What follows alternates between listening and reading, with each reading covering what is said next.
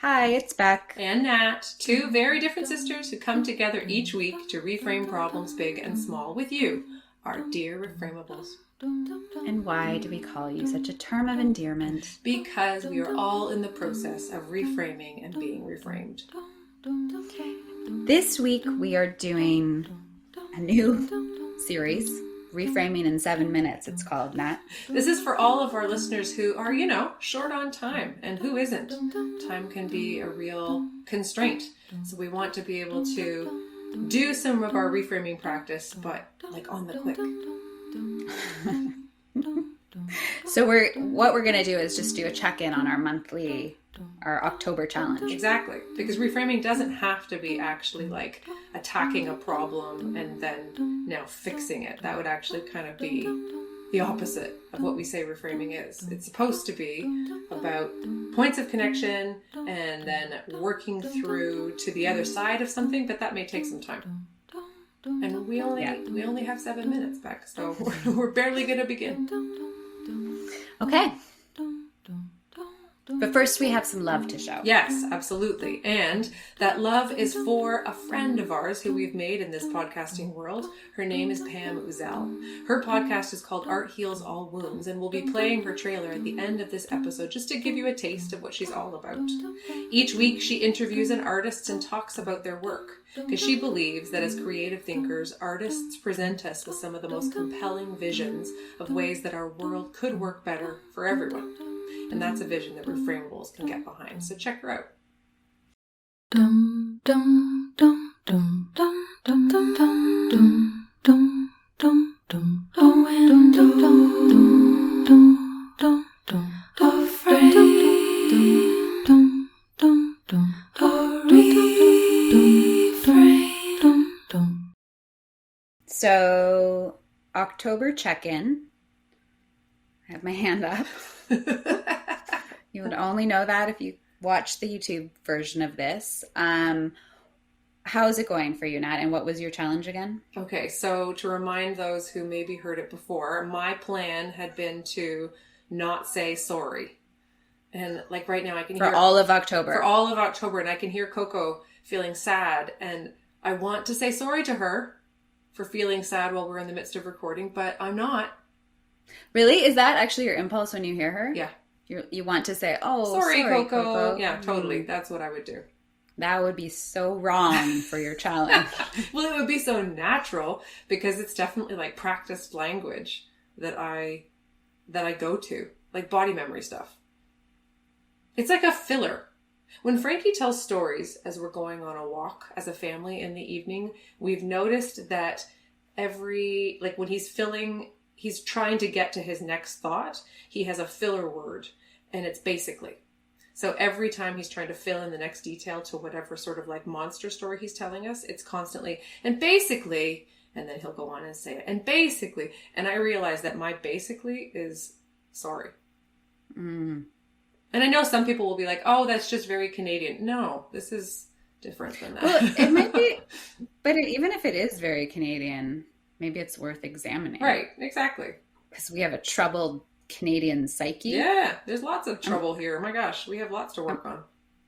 I'm calling you troubled, Nat. I am troubled. Well, I definitely am troubled enough by the inclination to saying sorry, that I decided for October that I was going to really work to interrupt that. And I'm 4 days in, and I would say that I am on a good path forward here. I think that my stories have been limited. And have you been thoughtfully remembering that you're doing this, or it's just deep in you now that you just, like, how are you remembering? I want to say that I'm thoughtfully remembering, but I just think I've had a good few days. And this conversation is helping me to remind myself going forward that I need to be really cognizant of it, which is not to over comment on the word, but I do think that is part of the reframing practice for me, is talking to you, to a friend, to mom, whatever it is, to sort of remind myself of what I need to stay aware of or what I'm working through. And that's what's helping me right now. Mm. How about you? That was just making me think of, I listened to this, some CEO of some fancy corporation, and he was saying that all through his whole university career, he had sticky notes reminding him what his goals were. He just put them everywhere to keep him focused on his goal. Like they were very large goals of, owning this by whatever age. Right, okay. But it was all about the sticky notes and the reminders. I remember when Clifford and I moved into our condo back when we had it, the person who was living there also had many sticky notes. Like they were plastered weird, right? all the way throughout the home. And it was like, I am beautiful. I am worth it. And you know what? Obviously, she really had set like a serious kind of self-care intention with those sticky notes, and maybe they were working for her. So I don't know. Like but they were there for, they were selling the condo, and those sticky notes were present for everybody. Yes, that's hilarious. that no one thought to take them down. That because aren't you supposed to make a neutral space? Yeah, that no one, like someone could be like, this could be mine. Yep, nope. And you're having to work past the sticky notes. But yes, kudos to her. I walked into her meditation gallery. Oh my gosh. Talk about voyeurism. Okay, mine was no complaining. This is so hard. And I can admit that I haven't even been that conscious of this. I mean, I sort of remembered I'm doing this challenge, but I need a lot more sticky notes. So number one, more sticky notes, or we need daily check-ins. Yeah. That's something we could consider. But I'm not doing well because this morning Simon came. I was sitting in here reading this great article on Sandra Cisneros, the poet. I love her. And I was like deeply absorbed. It was an interview, and I was really into her thoughts and how she thinks about everything. It was so interesting. And then Simon's like, can you drive me downtown? What? I know. Okay, that's like a big ask. It was shocking. And I freaked out kind of. I kind of jumped up and, what? Where do you need to go? Why now? We have no gas. I'm about to do something. I have to go put a bra on. I'm not even, like, all of these things. And he's like, whoa, okay, you can't. And then I said, no, of course I can drive you somewhere, not downtown. But it was very complainy. Or something. Complaint adjacent, anyway. Okay, I'm not hearing complainy. I can let you go with complaint adjacent, but I think your response felt very fair. Because that is honestly quite a big ask at the last minute. But okay, that's good that you were able to regroup. Both of you. Yeah.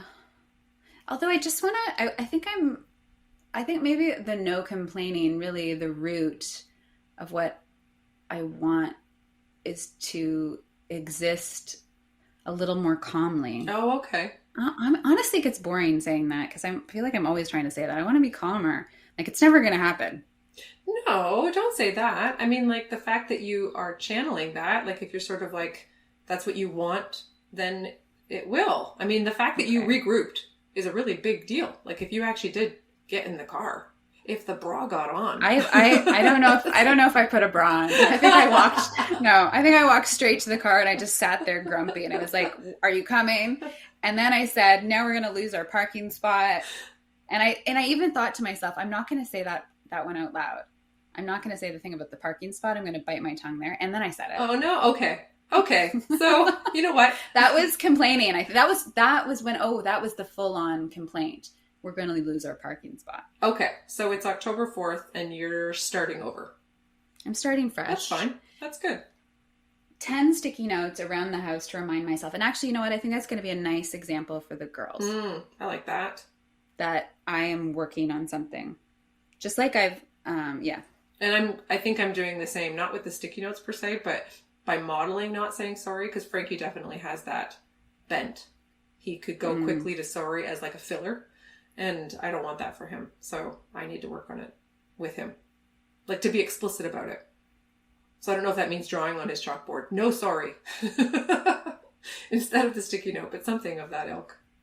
Okay, that was 7 minutes, Beck. That was a 7-minute check-in. Okay.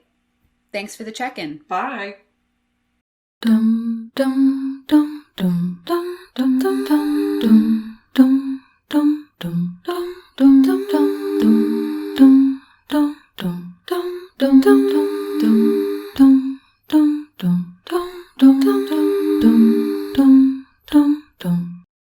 you want to change the world? So do I. On this podcast, we meet artists whose work is doing just that. Welcome to Art Heals All Wounds. I'm your host, Pam Uzzell.